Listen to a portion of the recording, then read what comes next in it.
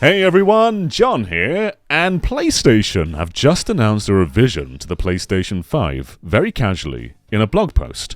Now, technically this is slimmer, but it's not called the PlayStation 5 Slim. In fact, it's just called PlayStation 5 and PlayStation 5 Digital Edition.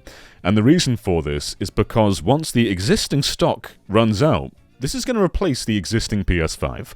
So what are you getting? Are you getting a cheaper unit? Are you getting new features? Technically, no. Technically, this is actually more expensive than the current one. Let's go by American prices. So to get the physical disc version, it's $499.99, which is the exact same price as the current physical PS5.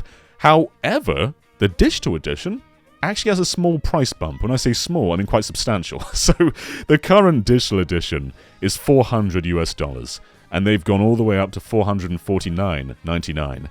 Now, there is a twist with the digital version, being that if you decide later on that you want to go for a physical unit, you can buy a disk drive that latches onto this thing, and that disk drive will cost you $79.99. And it looks a little bit like this when you attach it.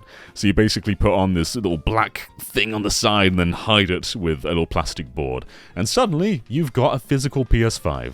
So if you were to do that, it will cost you more in the long run than just buying a console that can play discs, but at least the option's there if you want to get something a bit cheaper to begin with. The existing PlayStation 5 stand isn't particularly good. Mine tends to fall off quite often, and they've replaced it with a new one. However, I think it just kind of emphasizes this design prioritize the digital version, because it's just propping out with that disk drive there.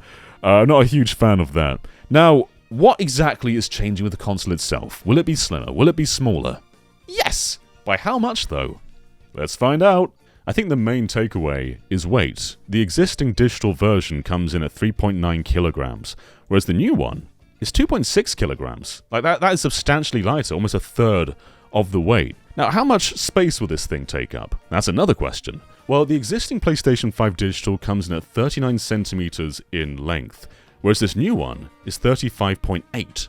So it definitely cuts off a substantial amount of the system, but I think the real win is in how much it weighs rather than how much it takes up. But still, it is smaller. Comes out a bit less too. We're going from 92 centimeters in width to 80 centimeters. So this thing will definitely take up less space in your entertainment system and will be lighter to pull around. But I think the big takeaway for them is they're spending less on materials and they can make more of a profit on this thing. And while I don't particularly like a lot of what it's doing, especially the rise in price for the digital version, I do quite like the design. I don't think it's too bad. It's very similar to the existing one, but that little stripe in the middle does look pretty good.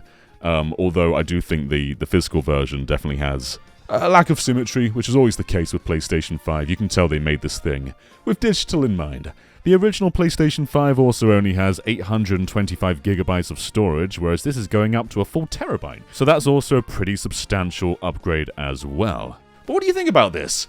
This thing is launching in November, no specific date, just November, and is replacing the existing PS5. I don't think it's meant to be a big, exciting revision. It's just meant to be cheaper to produce and more expensive to buy. So let me know what you think in the comments below, and I'll catch you next time. Bye, everyone.